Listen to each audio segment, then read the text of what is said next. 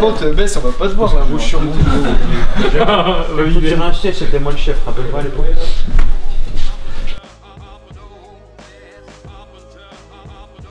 Et ben moi, pour les 3 ans que j'ai passé ici, ce que je retiens, c'est l'entente qu'il y a entre les joueurs et les supporters.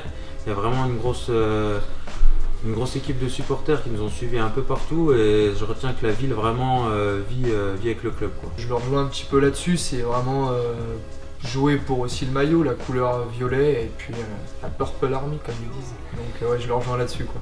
Pour moi, Bourg, c'est un club familial où on unit les supporters et les joueurs et il y a vraiment un esprit sain entre tous les joueurs. Vraiment à chaque fois dans les équipes à Bourg, c'est une bande de potes et je pense que c'est ce qui fait qu'on a eu des si bons résultats. Et de sentir toujours ce public qui est toujours derrière nous, que ce soit avec les espoirs ou à Verchères. Sentir cet engouement, c'est vrai que c'est toujours agréable.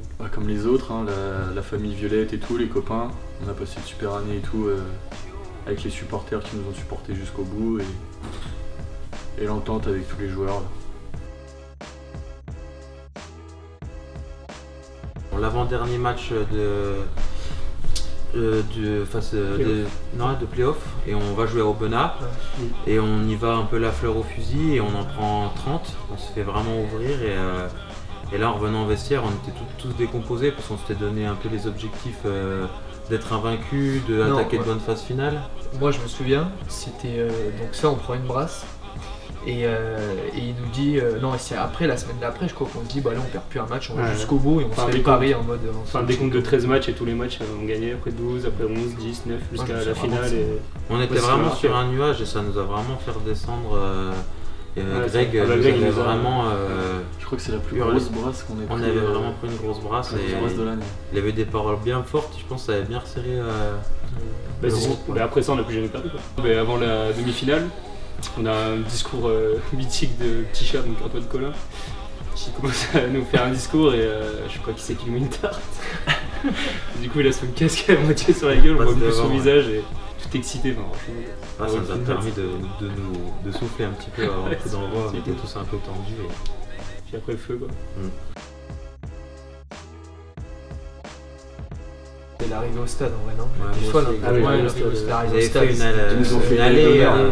une allée du bus jusqu'au vestiaire avec des gamins d'école de rugby, avec des anciens du club, des gens qui viennent souvent voir la première, tout le monde avait fait le déplacement, nos familles.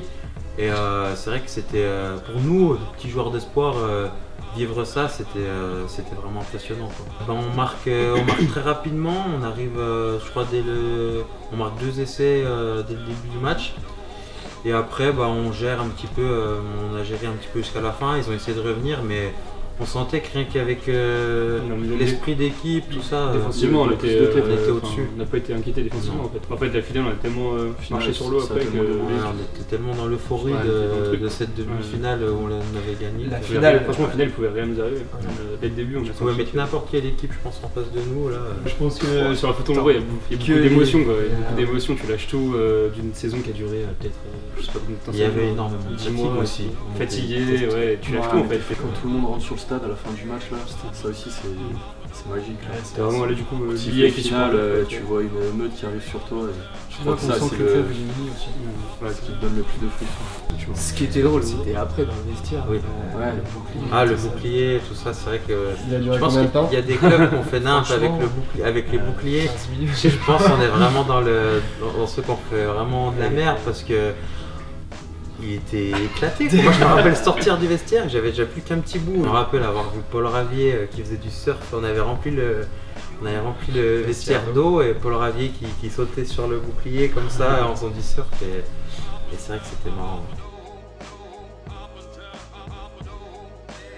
Le plus beau match c'était la demi-finale quand on monte, je pense, contre Aubenas où c'était serré tout le long et là pareil, on avait vraiment beaucoup de supporters, ils avaient pris les fumigènes, enfin c'était vraiment une ambiance, pour nous on avait 22 ans, 20 ans et vivre ça pour moi je sais que ça restera marqué parce que tu sentais vraiment que les potes que j'ai eu là en espoir, c'est les potes que tu auras toute ta vie, là on se voit encore régulièrement et Je sais que tu vas chialer, mais on restera, je pense, toujours soudés comme ça, quoi.